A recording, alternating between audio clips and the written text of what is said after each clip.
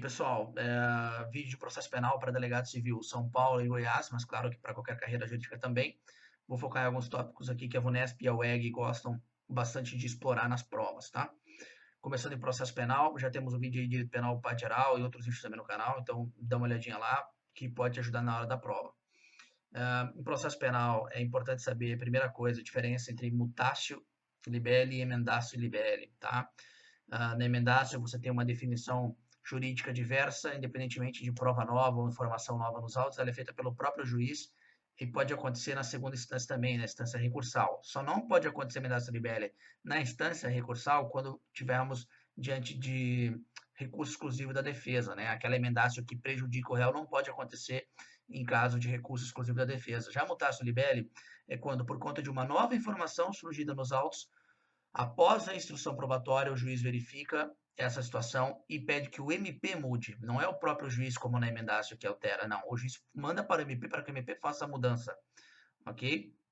Para que o MP, então, faça essa mudança e a mudança libere não pode acontecer na segunda instância, ok? Não pode acontecer. Se o MP não quiser fazer a mudança, o juiz entender que essa mudança é necessária na mutácio, ele pode aplicar o 28, tá? O artigo 28 do CPP. Quanto a inquérito agora, o que é mais importante de inquérito? Como a prova é delegada, ó, inquérito é fundamental. Você precisa ler e reler os artigos do CPP, os artigos iniciais que tratam principalmente da conduta do delegado diante de um crime, né? As diligências que ele tem que fazer, que ele pode fazer, como ele faz isso, tá? Vou dar hora aqui. Inquérito, então, né? Pontos importantes. Membro do MP e magistrado não podem ser indiciados em inquérito. Não cabe indiciamento de juiz em MP em inquérito. Você tem que saber distinguir sistema acusatório, sistema inquisitório, aquelas características básicas de inquérito, é importante saber. Outro ponto interessante de inquérito, a diferença entre notícia crimes e delatio crimes. A delatio crimes ela é feita por qualquer pessoa do povo, enquanto a notícia crimes ela é feita pela vítima ou seu representante legal. É o tipo de diferença que eles podem cobrar, entendeu? Entre delatio e notícia crimes. Repetindo, delatio crimes é feita por qualquer pessoa do povo. Temos ainda a delatio crimes inqualificada, que é sinônimo de denúncia anônima. Lembrar que denúncia anônima, por si só, não é capaz de provocar a instauração de inquérito. Aquelas disposições, por exemplo, no Código de Trânsito, como a autoridade policial deve reagir diante de um crime de trânsito, liberando a via e etc. Importante saber isso, tá? Está lá no Código de Trânsito. Outro ponto importante de inquérito é a impossibilidade de condução coercitiva para interrogatório, tá? Interrogatório é uma medida que visa privilegiar a defesa, então você não pode admitir condução coercitiva nesse interrogatório.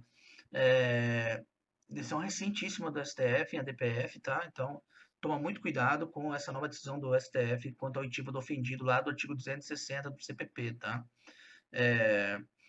Realização de perícias e exames, o delegado só não pode determinar de ofício o exame de insanidade mental. É o único exame que ele não pode determinar de ofício, tá?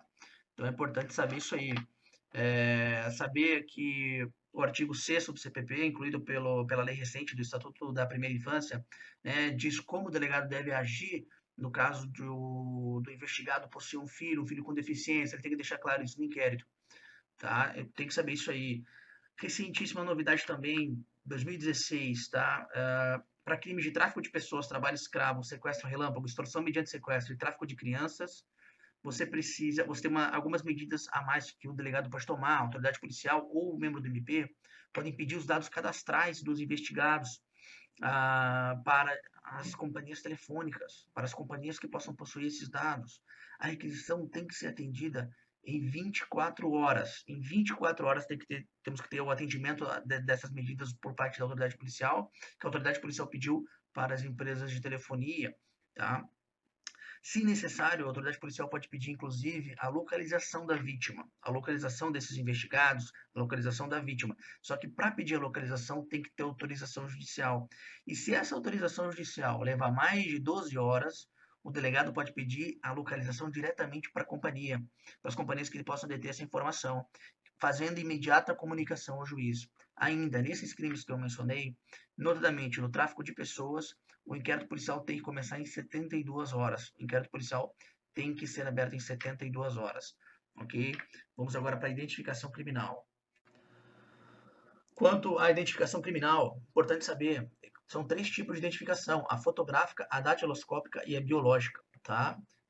A biológica pode acontecer para qualquer tipo de crime, tá? Normalmente a lei prevê ainda para crime doloso, cometido com violência ou grave ameaça, mas a lei 2654 que trouxe, não trouxe um rol de crimes em que ela tenha que ser, em que ela possa ser aplicada, tá ok? Para o exame biológico, você precisa de autorização judicial, não basta determinação do delegado de polícia. Se o agente investigado não quiser fornecer o exame biológico, ele pode responder pelo delito de desobediência, tá? Isso foi cobrado para delegado no Mato Grosso. Arquivado o inquérito. Como é que fica essa identificação? Ela fica lá no inquérito? Depende. A fotográfica, o investigado pode pedir para retirar.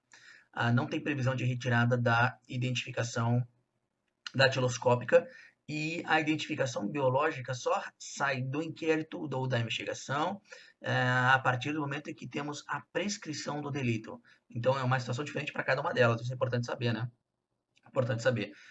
A figura do desindiciamento, que é tão importante quanto o indiciamento. Todo mundo sabe que o indiciamento é um ato privativo do delegado de polícia, é uma nova lei aí tratando especificamente dessas atribuições do delegado de polícia, importantíssimo, né, saber disso aí. Eu vou analisar num vídeo específico de legislação penal especial. Mas o desindiciamento, claro, pode ser efetuado pelo próprio delegado, que tem atribuição de indiciamento, ou mesmo pode ser buscado por meio de habeas corpus, junto ao juiz, ok? Suspeição do delegado, como diz o próprio CPP, você não pode arguir a suspeição de um delegado, mas é importante que, se ele se enquadra aí nos conceitos suspeito, previstos lá no CPP para o magistrado, é interessante que ele se declare suspeito, tá? Prazo de conclusão do inquérito, cai sempre, cai em toda a prova de delegado, cai para o delegado do Maranhão, cai em todas as provas de delegado, cai prazo de inquérito. Em regra, você tem um inquérito na Justiça Estadual com prazo de 10 dias se preso, 30 dias se solto, tá? Contra a economia popular, prazo comum de 10 dias. Lei de drogas, 30 dias podendo ser duplicado no caso de preso, 90 dias podendo ser duplicado no caso de solto. Prisão temporária, 5 dias prorrogáveis por mais 5. Se for prisão temporária em crime hediondo, é 30 mais 30. Né? Esses são os principais prazos de inquérito que você precisa decorar. Você precisa saber esses prazos de inquérito, tá? Quanto à tramitação do inquérito, tem que saber que não podemos ter uma lei estadual prevendo a tramitação direta de inquérito entre a polícia e o MP. O STF não aceitou uma lei estadual prevendo isso, ok? A imagem disse que é constitucional uma lei estadual que estabeleça a possibilidade do Ministério Público fazer um controle acerca de excesso de prazo de inquérito, tá? Fique ligado nisso, tá? Não há no CPP recurso para arquivamento de inquérito, tá? Quanto ao arquivamento de inquérito, não há qualquer recurso previsto no CPC, no CPP. No entanto, na Lei de Economia Popular, nós temos uma previsão específica de recurso ao chefe de polícia. Isso foi cobrado recentemente numa prova, se não me engano, do Ministério Público, tá? Para promotor foi cobrada essa exceção aí, essa possibilidade de recurso para o chefe de polícia nos crimes contra a economia popular. No CPP não tem recurso específico e para a tua prova não vai cobrar outra coisa. Um caso interessantíssimo que foi cobrado na prova de delegado no Maranhão é um tema de repercussão geral recente do STF, no sentido de prazo para o oferecimento da denúncia. Temos o prazo para o oferecimento, temos o prazo para a conclusão do inquérito e temos o prazo para o MP oferecer a denúncia. Quando o MP não respeita esse prazo, a vítima pode ajuizar ação privada subsidiária. Inclusive, num caso de homicídio, estupro, a vítima pode ajuizar ação penal privada subsidiária. Quando o MP não respeita aquele prazo, que é um prazo bem exíguo, inclusive, mas você não precisa saber o prazo para a prova de delegado. Se o MP não entrar com a denúncia, nesse prazo, a vítima tem o direito de fazê-lo, tá? Agora, e se o inquérito já estava com o MP e o MP havia mandado para fazer uma diligência? Depende. Se for diligência externa à instituição, o prazo é interrompido, tá? O prazo para oferecimento da denúncia não corre. Agora, se for uma diligência interna ao MP, aí o prazo continua correndo e a vítima vai poder ajuizar a ação penal subsidiária. Por exemplo, o caso específico trabalhado na prova de delegado no Maranhão era um caso em que o MP havia mandado para o perito do MP analisar aquela situação, se não me engano, um homicídio. E o perito, claro, demorou um tempo e então passou-se o prazo do MP a ajuizar a denúncia, o prazo legal. Então os familiares da vítima ajuizaram uma ação penal privada subsidiária. O MP alegou, não pode, ainda está no meu prazo porque estava em diligência. Não. Aí o STF veio e disse, não, diligência interna não interrompe prazo para o oferecimento da denúncia. Os familiares da vítima tinham legitimidade para propor a ação penal privada subsidiária, ok? Mesmo a ciência, tá, da vítima e dos seus familiares, se a vítima sobreviveu ao crime, de que o processo estava em diligência, afetam o seu direito a ajuizar a ação penal privada subsidiária. Tá? Isso foi cobrado na prova de delegado Maranhão, fique esperto. Outro ponto interessante, ainda quanto ao inquérito policial, qual tipo de prisão prevista no CPP inicia o prazo para encerramento do inquérito? O prazo de 10 dias ser preso, 30 dias ser solto. Só prisão em flagrante preventiva. Prisão temporária não inicia prazo para término de inquérito. Ok? Então, se você pedir uma prisão temporária no seu inquérito, o seu prazo para encerramento, o seu prazo de 10 dias, se o investigado estiver preso, não vão começar a correr ainda. Ok? Só quando você pedir uma prisão em flagrante ou uma prisão preventiva. Quando você tiver uma prisão em flagrante ou você pedir uma prisão preventiva. Ok? Lembrar o tema sempre cai, é corriqueiro. Desarquivamento de inquérito. O que você precisa para desarquivar um inquérito? Você precisa de notícia de provas novas. Você não precisa de provas novas. Você precisa de provas novas para oferecer a denúncia conforme a súmula 524 do STF. Mas para desarquivar o inquérito basta notícia de provas novas. Ok? Isso acontece, isso cai, despenca. Toda prova delegada tem. Toda prova delegada tem. Agora, terminamos o inquérito. Vamos para princípios da ação penal pública. Dá uma agilizada aí. Princípios da ação penal pública, sempre cai uma questão, sempre caiu para o delegado Maranhão também. Saber, né, aqueles princípios, além dos princípios exclusivos da ação penal pública e da ação penal privada, é preciso saber as exceções a esses princípios. Quais são as exceções ao princípio da obrigatoriedade da ação penal pública? Transação penal, TAC, tá? termo de ajustamento de conduta, né? Colaboração premiada na lei de organizações criminosas, é uma exceção ao princípio da obrigatoriedade, ok? Exceção ao princípio da indisponibilidade da ação penal pública, suspensão condicional do processo, o fato de você poder desistir de uma apelação, o MP pode desistir da apelação, isso tem caído, é um assunto relativamente novo, tá? Entendimento relativamente novo aí que pode cair na sua prova, é uma exceção a indisponibilidade. Além do princípio da divisibilidade, né, o princípio da oficialidade. O que eles gostam de cobrar de princípio da oficialidade? Que o princípio da oficialidade é uma mitigação, ele mitiga a paridade de armas, porque ele atribui ao Ministério Público a função de acusador e de fiscal da lei, enquanto a defesa fica com apenas um papel. Então, o princípio da oficialidade mitiga a paridade de armas. E eles cobram esse tipo de entendimento. Ok? Princípios exclusivos da ação penal privada, ok? Oportunidade, disponibilidade, divisibilidade. O que é importante saber de o princípio da oportunidade, né? Decadência do direito de queixa se passado mais 6 meses, ou renúncia ao direito de queixa. Na disponibilidade, você tem a disponibilidade quando você tem uma percepção, perdão do ofendido, né? uma reconciliação, um crime contra a honra.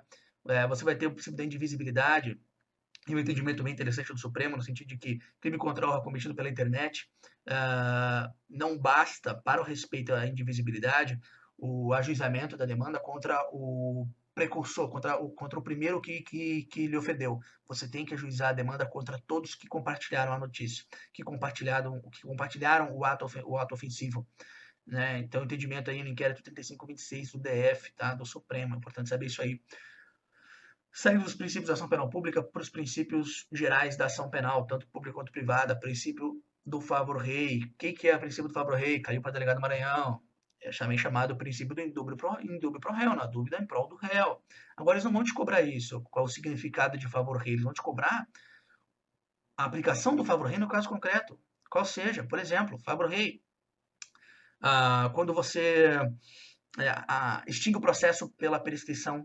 Extingue o processo pela prescrição. A CESP entendeu que era princípio do favor rei, ok? Na revisão criminal, na tentativa de vedar a revisão criminal pró-societate que você faz, princípio do favor rei. A absolvição por falta de provas, princípio do favor rei, ok? Tudo entendimento jurisprudencial que já caiu em prova. Tá? Outro princípio importante, né, o princípio do contraditório, a súmula 707 do Supremo tem que saber. Princípio da ampla defesa, você precisa saber o que da ampla defesa? Que não se admite a assistência técnica jurídica por advogado suspenso, tá? Não se admite. Mas o Supremo entendeu que poderia se admitir a defesa técnica por advogado licenciado, por exemplo, né? Vai que cai. Então, assim, esse tipo de coisa é importante saber exatamente os casos concretos sobre esses princípios, né? Lembrar que interrogatório é o último ato do processo, inclusive na lei de drogas, né? A lei de drogas coloca, na verdade, a lei de drogas coloca como primeiro e o interrogatório tem que ser sempre o último, porque é um ato da defesa. Então a defesa tem que saber tudo o que está acontecendo no processo para poder se defender melhor. O interrogatório é sempre o último ato do processo, tá? Agora, em qualquer dispositivo penal, geral ou especial, interrogatório é o último ato do processo.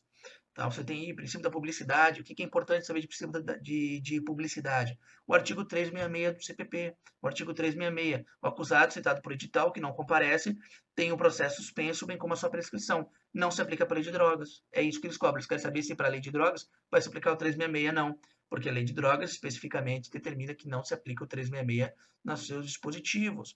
Não é a lei de drogas, é a lei de lavagem. É a lei de lavagem de capitais. Tenho certeza que é a lei de lavagem de capitais.